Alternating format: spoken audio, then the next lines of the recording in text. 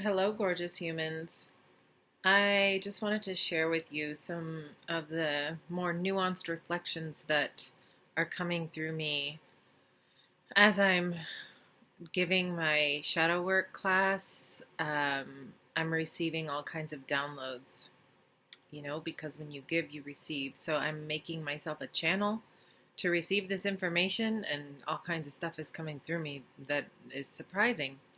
So I just want to, bring a little flavor to the shadow conversation that the collective is having right now. And I would like to say that it's not about black and white. It's really a color palette, like an infinite rainbow color palette.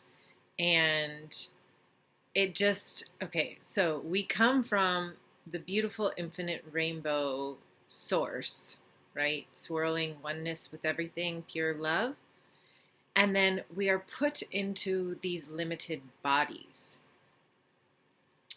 And when we are in these limited bodies, parts of that infinite light source, we get limited to this physical structure.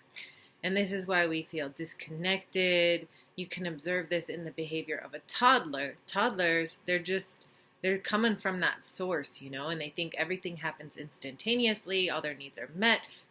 So if some little thing goes wrong, they're just like, wah, because they don't know that separation, and they're just trying to figure out the limitations of being on Earth. And so, in addition to being in this physical body and having those kinds of limitations, we also have limitations of the structure of society put on top of us. So, each tribe, town, people, family, couple has their own culture and creates certain norms about what's okay, what's not okay, and calls this ethics, calls this laws, calls this culture. And these things are made in order to try to survive, to protect for the physical body to survive, for the survival of the species. We create all kinds of arbitrary or not so arbitrary laws, rules, norms. They can vary greatly from tribe to tribe, town to town, couple to couple. But they're all striving to ensure the survival of the species. Then on top of that, there's also added structured layers, neuroses, psychoses, defense structures that are put in place to try to protect the precious souls, our precious essence that is residing in these limited bodies, right? So when we talk about shadow work, we are truly really, really, really vast, infinite beings that are, a part of us is at one with everything, and a part of us is everything. Everything. The chaos, the order, the beauty, the pain, the high vibrational love, the low vibrational love, all of it. So how is that expressing through us, and what little fraction of that whole are we holding in this limited body that we are? Now, the more that we get in touch with our infinite source that lies within, the more we can loosen up these structures that we're in and behave in a way, operate with more of our potential. And if we simply disown, deny, repress this vastness that we are, that's when these aspects of ourselves become distorted. And you might want to say that's how shadowy behavior happens. The things in the shadow are not bad. They may behave in a distorted way because they have been deprived of light, of awareness, of consciousness. The more we can accept the fullness that we are, then we can and love that and love each part of us and love the vastness and the interconnectedness that we are, the more agency we have in how we choose to operate within the limitations of being human. So a big part of the new paradigm has to do with expanding our capacity to see ourselves and each other with more complexity. So we will be able to hold more of each other. There will be more consciousness coming through. You know, these little boxes that you have to check when you go to the doctor's office. Are you white? Are you Hispanic? Blah, blah, blah, blah, blah. Those are so outdated. I don't know if you feel that way when you go to the doctor. You're like, what are these boxes? You know, we don't fit in those boxes anymore. So a part of the new paradigm is expanding the container that this light is coming through. So when people do psychedelics or read books or receive information or simply witness, anytime we're taking in information or light, that is consciousness, that is light. And how much of that can we hold at any time? So when your system gets clogged up, that's trauma. That's you're out of the flow, you're disconnected. It's overwhelming for your system. And we want to expand our capacity for what we're able to hold. So I could see you and I could be like, oh, that's a white man or that's a black man or whatever, right? That's like, I'm holding this much of what that person is. But the more we expand our ability to be with the nuances of all that we're holding, that is expanded consciousness, that's awareness. So you see some people, they go do ayahuasca every month, right? And they may or may not continue to evolve. I mean, I'm sure they're evolving, but at a whatever rate they're evolving, right? So they're receiving a lot of light. But the thing is it's really important to also strengthen the container of the capacity of what we're actually able to hold. Because if not, it's just like diarrhea. It's like the light is just like, it's just going in one ear and out the other. But you're not actually able to... It's like dreaming every night. You go to sleep and you dream, and your dreams are showing you all kinds of information, all kinds of consciousness, all kinds of helpful things to know, right? And if we just ignore those dreams, it's just a waste of consciousness. In some ways, it's beautiful information that we're not paying attention to. But there's only so much we can hold, so strengthening our container. And honestly, the best way to strengthen our container is to do meditation. Drugs are great, drugs are great. They can show you a lot of cool things, but the integration, like if you don't actually make your structure, your earthly structure, strong enough to hold the information that you're receiving, then it's pointless. I mean, it's not pointless. It's okay. It's not pointless. But I'm just saying, it could be more potent and you could hold more. It's so the evolution. So if we live in this world of duality, right? Light, dark, night, day, life, death, right? It seems pretty yin-yang duality. But how are we going to evolve? What is going to happen? Are we going to like turn the light? Are the days going to get longer all of a sudden on planet Earth? So yeah, what does evolution look like? What does letting in more of light look like? The whole collective is going through a change in the color palette that we're working with. We are now working with more light due to the internet. It is impossible for us to to have such an amazing technology and not to evolve to the degree that we are. So because the internet came on the scene, it literally put everything in the light. Now, everything that we are as humans, everything, it's there. We can see it. We can see it all. So, you know, the amazing meditation tools and being able to learn anything, any instrument, any language just from YouTube or other easily accessible platforms. But then also there's like child pornography and like horrible, like death, destruction related things, right? And this is all in the collective human psyche. This is all us. This is us. This is what we're working with. And so this is information. And when we have a small, limited vessel, we can only perceive this much. It's like having blinders on, you know? And you can take psychedelic journeys and the light comes through, but you don't hold it. Like your cup is still small.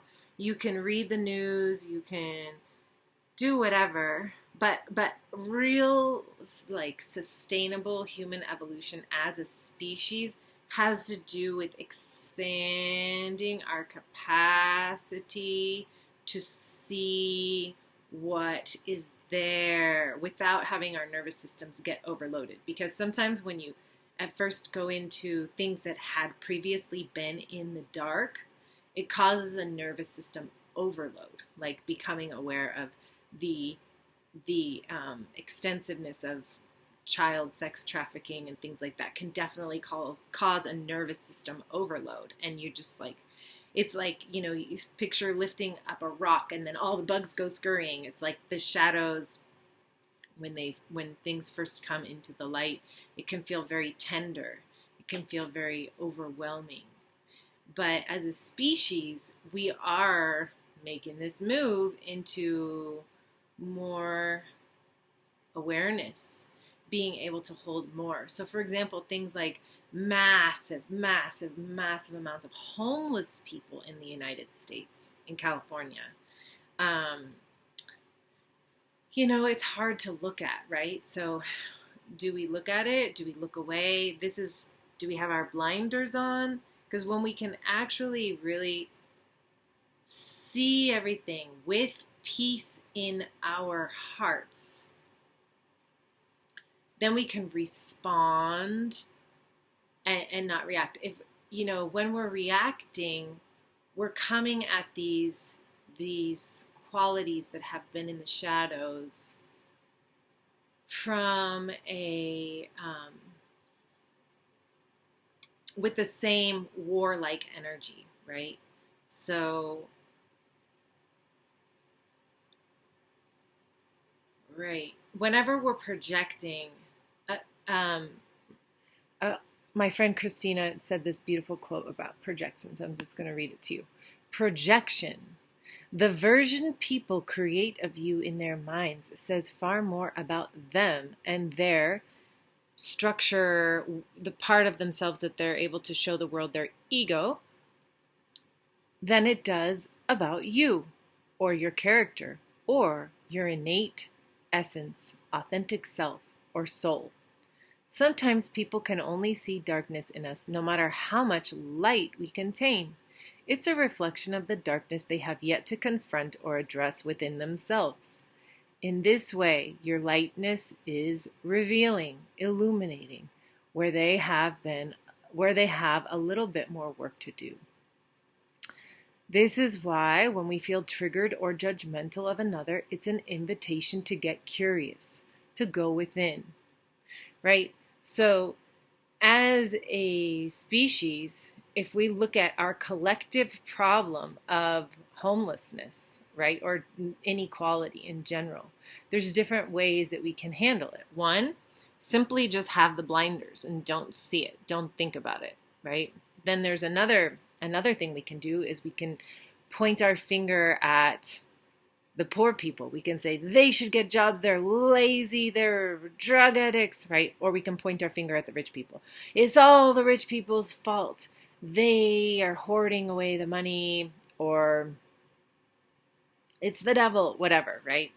And the way that that works is whatever we're pointing our finger at, there's three fingers pointing back at ourselves. So say I say, oh, those damn homeless people, they should get jobs. They're lazy, right? Okay, so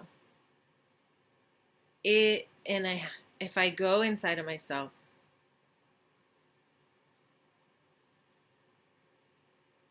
that is any time where I'm reactive instead of responding, I am dealing with a projection. And so I'm dealing with an unclaimed part of myself.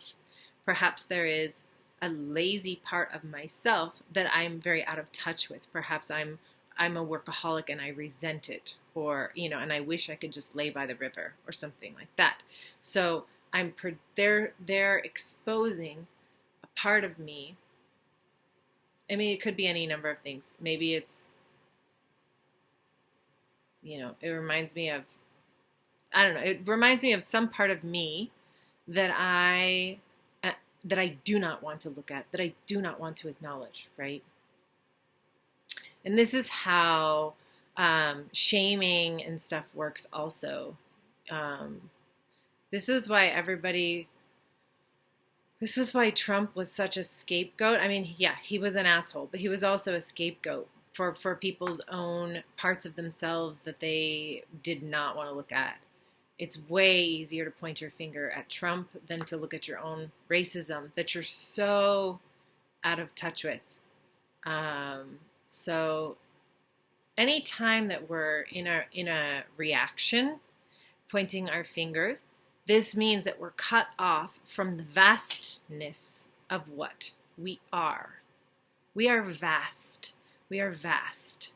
So in order to widen our perception, to evolve our containers, to be able to hold more nuanced understandings of ourselves and others, which is a big theme of the new paradigm, we have to kind of accept everything in love, like the less desirable parts of myself, right? I was doing vision boards with my witchy sisters the other day. Let me see if I can find these little things. Okay, so I was doing vision boards, or not vision boards, but I was doing collages. And these collages act in a magical way because they show you what's in your psyche, whatever images you're attracted to, whatever color palette you're attracted to, whatever vibe, it kind of magically holds it for you as you create it, and it reflects yourself back to you. So I cut out this beautiful picture, right? And this is an aspect of myself. It's showing me what I am, what I hold, this vibration inside of me, right? But then I also cut out this picture,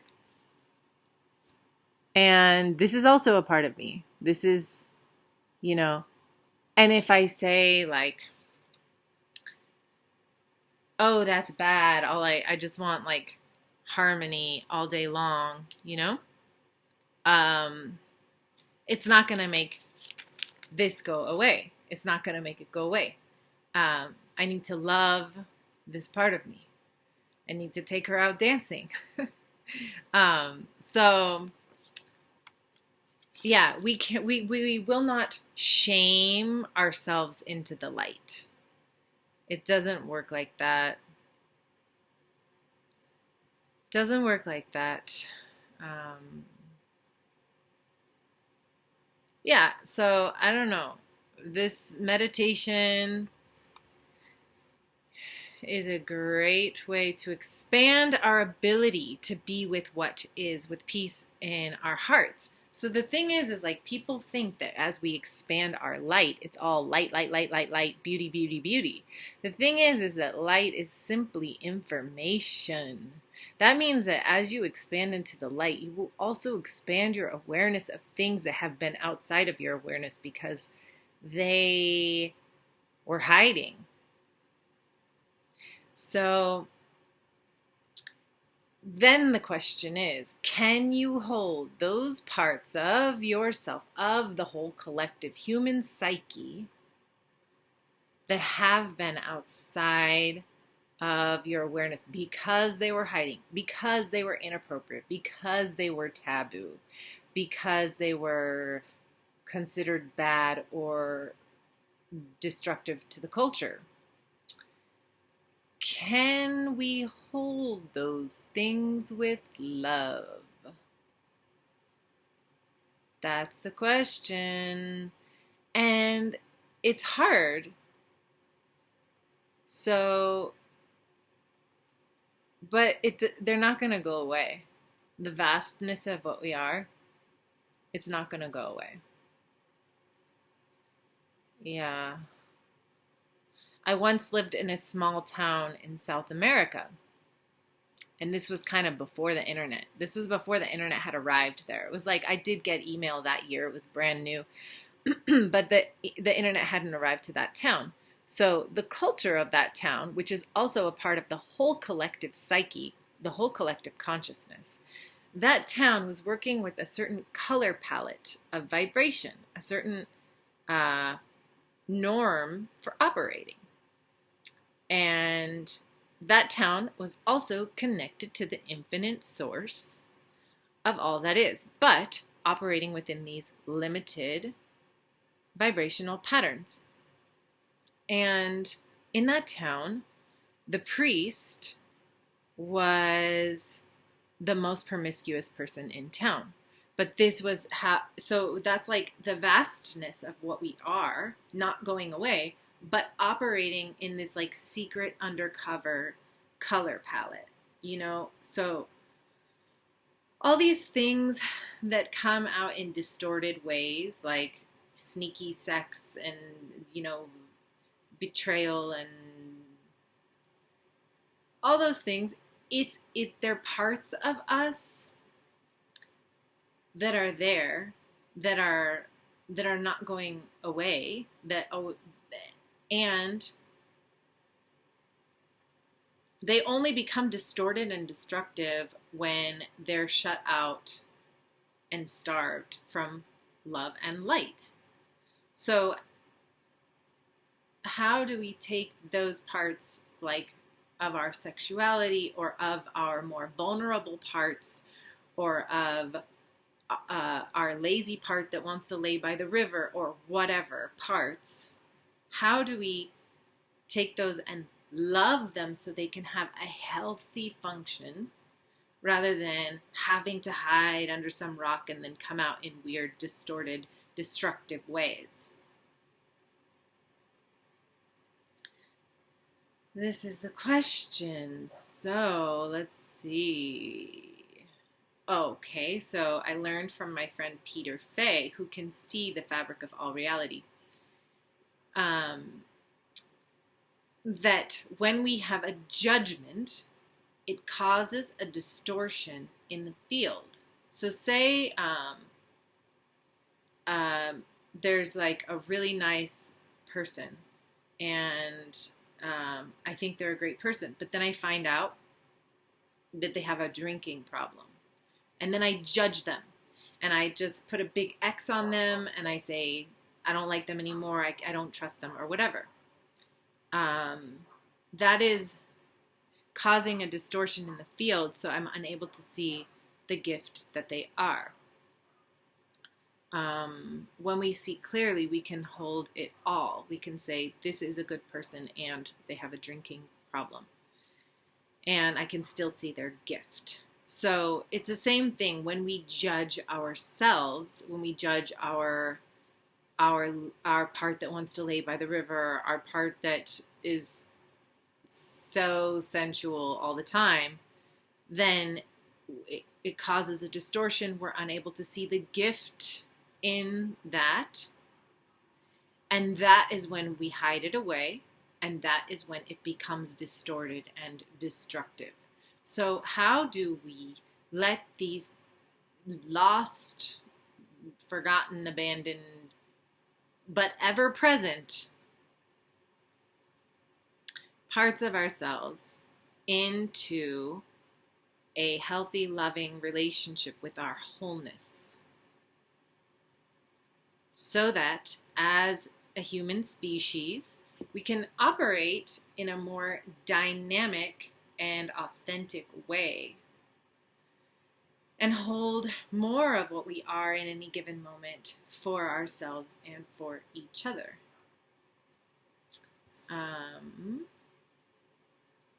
Yeah, I guess I'll leave it there for now. Thank you. I love you.